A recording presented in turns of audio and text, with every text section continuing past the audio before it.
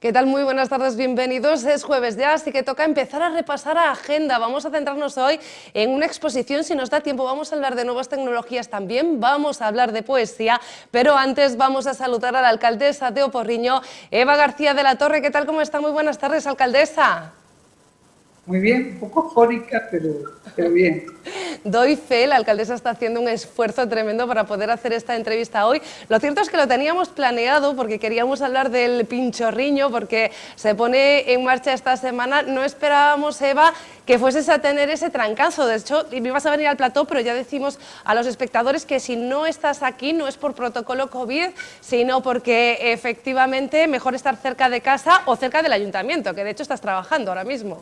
Sí, es que estoy trabajando, no me quería perder este encuentro con vosotros, claro que sí. Alcaldesa, que decía yo que queríamos hablar del Pinchorriño, pero antes de eso, como tenemos noticias frescas y positivas de tribunales, entre ellos del Tribunal de Cuentas, esa tiene que ser mi primera pregunta.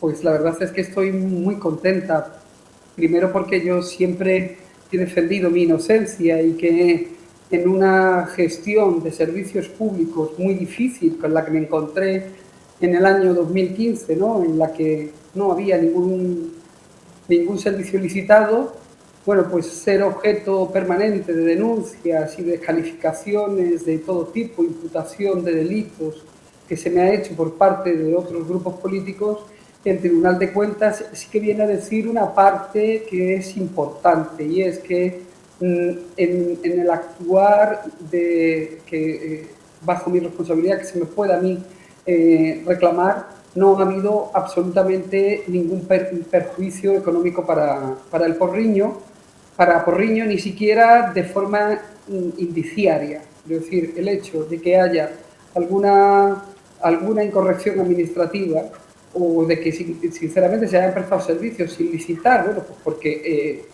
son servicios básicos que hay que prestarlos mientras se licita, eso no implica que haya responsabilidad per se, ni penal, ni desde luego contable, ¿no? Las cosas se tienen que hacer bien, pero evidentemente nos tienen que dar un tiempo para poder regularizar lo que nosotros nos encontramos completamente desordenados. Y yo creo que con esta sentencia, que sería la tercera vez que el Tribunal de Cuentas tiene ocasión de pronunciarse, pues seguimos en la misma tesitura. No se puede abrir una causa general para ver qué hay que denunciar hechos concretos, encuadrables dentro de un tipo concreto, y a partir de ahí nada de lo denunciado hace merecedora de ningún tipo de reproche en cuanto a responsabilidad personal por haber perjudicado económicamente al Consejo. Alcaldesa, ¿cree que estas buenas noticias van a calmar un poco las aguas en el municipio? Porque vuelve a haber rumores de moción de censura, pero están supeditadas en principio únicamente a la figura de la alcaldesa. Bueno, ahí uno cuando ya se va haciendo mayor, va sabiendo, ya viene llorado, va sabiendo que forma parte de la vida el no gustarle a todo el mundo, y hay gente a la que no le gusta, no explica las razones. En política uno tiene que poder explicarse, ¿no? Yo quiero que tú te vayas porque no me gusta, pues es un poco de niños pequeños. De ahí a que eso se vaya a sustanciarse en una moción de censura, bueno, no lo sé. De todas maneras, es que como de mí no depende, de mí lo que depende es hacer que las cosas funcionen y que Porriño avance, y esa es mi responsabilidad, pues yo me ocupo de lo que me corresponde y de lo que de mí depende. Lo otro, cada uno tiene que mirarse hacia adentro y saber si lo que está haciendo es lo mejor que puede hacer por su pueblo, y si en conciencia además está haciendo bien. Pero a mí ya digo que yo me preocupo de aquello que está a mi alcance, de lo que no depende de mí. Yo no me puedo meter en la cabeza de nadie para saber qué piensa y por qué. Alcaldesa, de lo que usted depende también es darnos todas las claves de la edición del Pinchorriño este año, que es otra muestra de normalidad o seminormalidad en el municipio y en el área metropolitana. Efectivamente, a mí me encanta dar noticias como estas, porque tenemos que ir pasando página ya, y necesitamos además organizar eventos que faciliten que la vida de los ciudadanos primero que le faciliten la diversión, que cada uno sabe cómo divertirse, pero sí que es verdad que si viene impulsado o que nosotros acompañamos a la iniciativa privada en un tema como este, también vamos a apoyar a la hostelería de nuestro municipio, ¿no? Y sé que el Pinchorriño además es un evento al que bueno, dura todo el mes, pero al que vienen mucha gente de toda el área metropolitana, tiene mucho, mucho éxito. Y es bueno que la gente salga de casa, se airee por la cabeza, se divierta, esté con sus amigos y brinde a su salud y a los demás, porque realmente aquí estamos, aquí nos encontramos después de algo pasado, pues 2 años muy malos, ¿no? Entonces, bueno, yo creo que es una buena noticia que hagamos, que estemos en la normalidad y que podamos reencontrarnos otra vez en un sitio de reencuentro, como son los bares, y que apoyemos a la hostelería, que necesita, ha sido de los que más han sufrido con todos estos restricciones de movilidad y bueno, todo lo que se nos impuso el año pasado, y ahora es el momento de salir, disfrutar, dejarnos de crispación y ayudar a la hostelería. Y eso se hace divirtiéndose. ¿Qué días de la semana, alcaldesa, vamos a poder acudir a esta ruta de pinchos o tapas por Oporriño? El fin de semana, Sábado y domingo. Viernes, sábado y domingo, durante todo un mes, en Porriño. Habrá el Pinchorriño y además hay una oferta variadísima y son 27, en esta edición, 27 establecimientos que se han adherido a la iniciativa, y hay de todo tipo de oferta gastronómica, incluida la vegana. O sea que aquí recogemos a todo el mundo. Alcaldesa, la última, que sé que está haciendo usted un esfuerzo tremendo con la voz para poder atendernos, pero es que la última vez que estuvo usted aquí o que hicimos una entrevista a formato virtual, hablábamos de la eliminación del paso a nivel de Oporriño y de la posibilidad de que se ampliase esa losa de piedra prevista sobre el túnel en el que discurrirá el tren en un futuro con toda la seguridad por el centro del municipio. Han conseguido que esa losa sea más amplia y que, por tanto, la zona peatonal o incluso las nuevas calles puedan ocupar más espacio, ¿no? Pues sí, y como yo digo que al final uno tiene que acogerse a lo posible y no a lo ideal sería que pudiéramos tener 1 kilómetro de losa, pero no vamos a conseguirlo, pero sí que 320 metros de losa con el tren soterrado va a dar un aspecto completamente diferente al Concello de Porriño. Y esto es fruto de un trabajo de 2 legislaturas, desde 2015 hasta ahora, en el que estamos a pico y pala. Y sé que hay gente, sobre todo porque interesadamente, parece que políticamente uno tiene que esperar a que las cosas vayan mal para que no te beneficie electoralmente. Yo hago caso omiso a esos cantos de sirena, porque creo que va a ser bueno para Porriño. Esté aquí con esta responsabilidad quien esté, y sé que va a apoyar ese proyecto en Porriño. Si no se ha terminado cuando acabe la legislatura y yo no esté, que espero que sí, lo apoyará el siguiente que venga. Entonces, yo lo que creo es que todos tenemos que aunar voluntades y estar de este proyecto, empujar este proyecto y apoyarlo, porque es lo que Porriño necesita. Es bueno, esto es transversal, lo quiere todo el mundo, le guste yo o le guste otro, en cuanto a quien tenga que representarle como representante del Concello, como alcalde. Esto es transversal y es muy bueno para Porriño. Y que lo consiga yo, hombre, a mí me encanta si yo lo consiga, pero yo aplaudiría a cualquiera que fuese, que consiguiera con su trabajo traer algo que es un anhelo de Porriño desde el año 1948. Alcaldesa, creo que yo solita he conseguido que al final se me quede sin voz. Aquí lo dejo para no seguir forzándola, ya hablaremos en un futuro de más asuntos y de mayor actualidad en el municipio. Muchísimas gracias por atendernos, como siempre. Muchas gracias a vosotros. Un abrazo. Y les decía yo, íbamos a hablar de exposiciones y además de la apertura de una nueva sala de exposiciones en Vigo. Ayer en la Diputación de Pontevedra se inauguraba la sala de exposiciones Maruja Mayo con una primera muestra, Mujer por Mujer.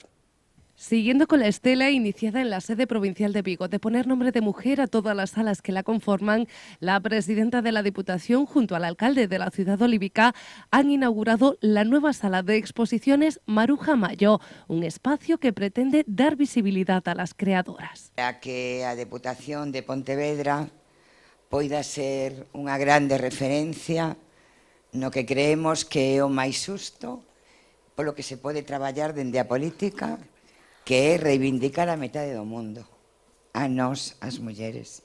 Nós somos o 51% da poboación. E aínda hoxe, neste século XXI, que chamamos tan moderno, tan avanzado, tan innovador, tan digital, tan tecnolóxico, as mulleres temos que seguir reclamando o espacio que nos corresponde. Y la Diputación crea estos espacios con nombres de mujeres, en este caso con el de Maruja Mayo, una referente de nuestras artes plásticas. Una sala que acoge ya la muestra Mujer por Mujer, una exposición que engloba ese objetivo, una exposición hecha por mujeres que retratan a mujeres y cuentan historias de mujeres. Varias mulleres que construíron imaxes, relatos e contextos, en este caso protagonizados por mulleres.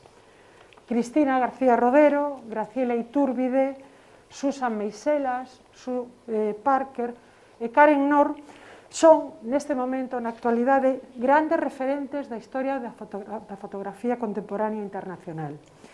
Entre os anos 1988 e 1996, no momento que elas van a fotografar Vigo, en un momento en que algunhas das súas trayectorias estaban aínda consolidándose, fotografan esta cidade, a súa vida, a súa economía, o seu lecer, pero sempre protagonizado por mulleres. La exposición está integrada por 21 obras de estas 5 grandes referentes de la fotografía contemporánea internacional que presentan el universo femenino representando a las mujeres de Vigo como protagonistas desde lo cotidiano, la proximidad, la confianza y la empatía. Atopar matices, nexos, e por que non unha maneira diferente, eu penso que quizá de entender a propia cidade de Vigo, non? E os seus habitantes. Ahora, todos mulleres. En la inauguración, más de un centenar de personas del tejido cultural, artístico y social vigués, entre los que se encontraban nombres tan representativos de las artes plásticas como Menchu Lamas, Antón Patiño o Antón Pulido, reciente premio de las Artes de Galicia. Y les decía ya al principio, vamos a hablar también de poesía. Yo creo que desde que nos visitó la última vez Antonio García Teijeiro, no hablábamos de un libro de poemas y esta vez lo que vamos a hacer es dar visibilidad a una voz nueva, David Fernández Ferreiro, que acaba de publicar este libro, Amargamar. David, ¿qué tal? Muy buenas tardes, bienvenido. Buenas tardes, bien hallado. Oye, cuéntame, un poemario editado en este caso por Platero Books, pese a ser tu primer libro de poemas. ¿Cómo surge este libro y sobre todo cómo llegas a su publicación? Bueno, yo siempre he creído que la poesía es un diálogo directo con el alma, ¿no? La poesía es el encontrarse a sí mismo, ¿no? El hablar con el inconsciente. El libro nace de una necesidad intrínseca. Yo llevo escribiendo muchos años, pero sí, bien es cierto que nunca antes me había planteado el publicar nada. Principalmente porque no creía tener la madurez suficiente, ¿no? a nivel poético, ni en técnica, ni en sustancia del propio poema, como para publicarlos.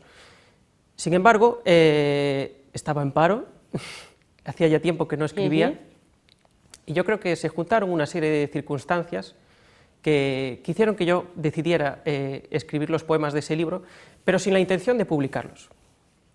Una vez que lo finalicé quedé bastante contento, y eso que soy bastante estricto conmigo mismo, pero creía que sí que tenían la calidad suficiente como para poder sacarlos a la luz. Y fue decisorio también el papel que jugaron ahí mis abuelos, mi madre, ¿no? Mi familia en general, que lo leyeron, fueron mis primeros lectores, y me animaron a publicarlo. Y no iba con muchas expectativas y al final, bueno, se ha cumplido mi mayor sueño, que es el publicar un libro. Lleva muy poquito tiempo en la calle, será pronto, no se preocupen, cuando David lo presente en Vigo, de hecho probablemente, me explicaba antes, será en el Corte Inglés, tan pronto tengamos la fecha, nosotros lo incluimos en agenda, con todo. Lleva un par de meses en la calle y más allá de la familia, bueno, pues han llegado los primeros lectores. ¿Cuáles son esas sensaciones? Porque siempre nos da la impresión de que cualquier escritor se desnuda, indudablemente, porque en cualquier novela hay parte de realidad, pero esto ocurre todavía más en la poesía, David. Sí, en la poesía normalmente, bueno, se dice que el autor cuando escribe, que en general, no solo en la poesía, sino en la literatura, que el autor cuando escribe que se desvincula de, bueno, de su inconsciente, por así decirlo, ¿no? Que se desvincula del mismo, pero yo creo que eso es una gran mentira, ¿no? Y sobre todo en poesía, que es alma, es el alma al descubierto, la poesía. Como te decía, es un diálogo con uno mismo. Oye, era difícil que un filósofo en paro, como nos ha explicado David, porque él estudió filosofía, no acabase entre poemas, pero cuéntame, ¿qué te movía a escribir? ¿Son poemas de alegrías o son más bien poemas de reflexiones y pensamientos?